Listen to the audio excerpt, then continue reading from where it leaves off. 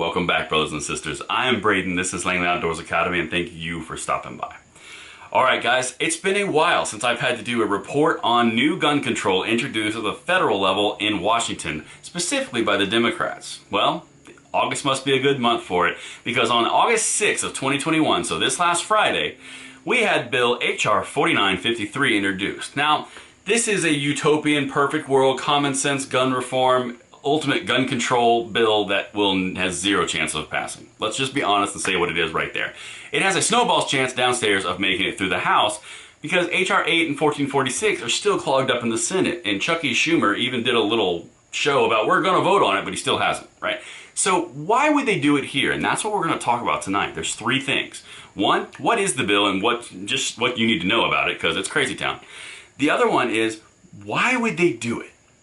At this juncture, at this point in time, what's the motivation? Because they seem to go the executive branch, ATF direction, but now they're bouncing back to legislative. There's a why there, and we're going to talk about it right now.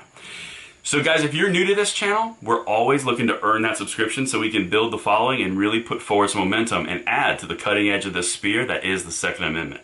If you think that this earns your subscription, we'd love to have you on. We're here every night leading the charge.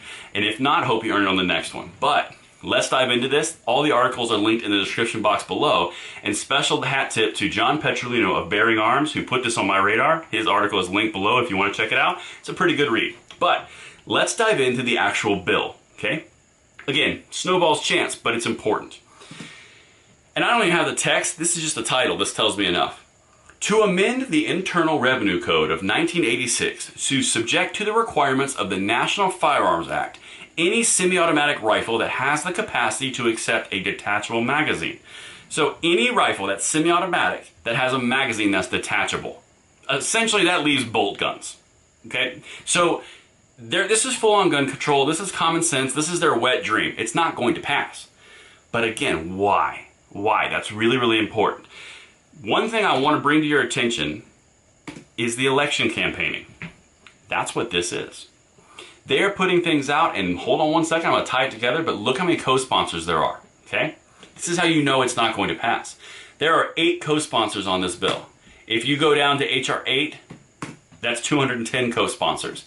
If you go to H.R. 1446, that's 165. Going back to H.R. 4953, there are 8. So why would they put a bill out and only have 8 co-sponsors when the only other 2 gun control bills that have passed this year have 165 and 210? The reason why is election campaigning. That's what this is.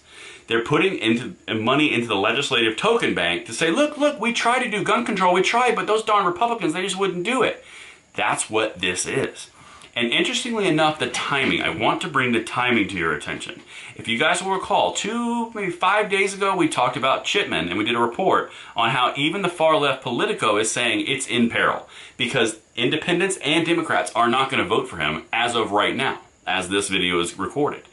So they're in trouble. But it's interesting that the exact same time those articles come out, they bring out legislative.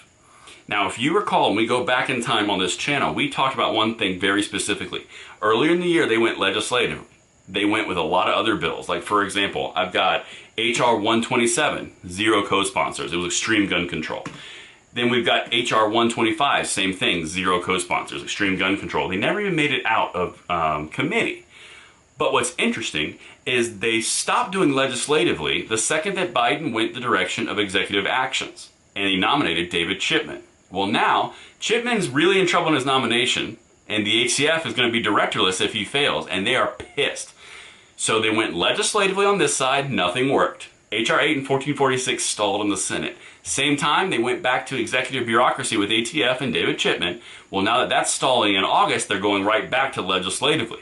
They're putting these bills on the books so they have them there and they can say, look, constituency, vote for me because I did it. I'm tough on crime. I'm tough on gun crime because look, this bill, H.R. 4953, I'm a co-sponsor.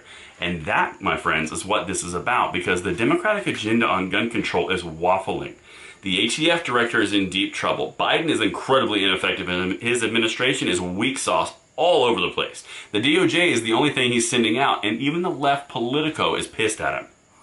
Going back to legislatively, these 8 House members, they know this bill isn't going to pass, and I want you guys to know that too. but it's really, really crucial to give you an idea where their headspace is.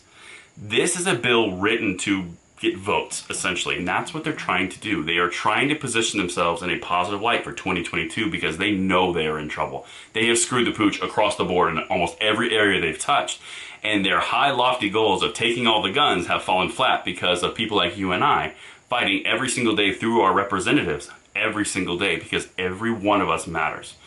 That's why we do these videos every single night. And that's why every single night we spend 5 to 6 minutes talking about things that are really important together, sharing these videos out, and really building momentum for our movement.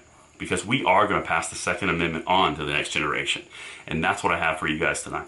Let me know what you guys think in the comments field below. And until tomorrow, I'm Braden. See you later.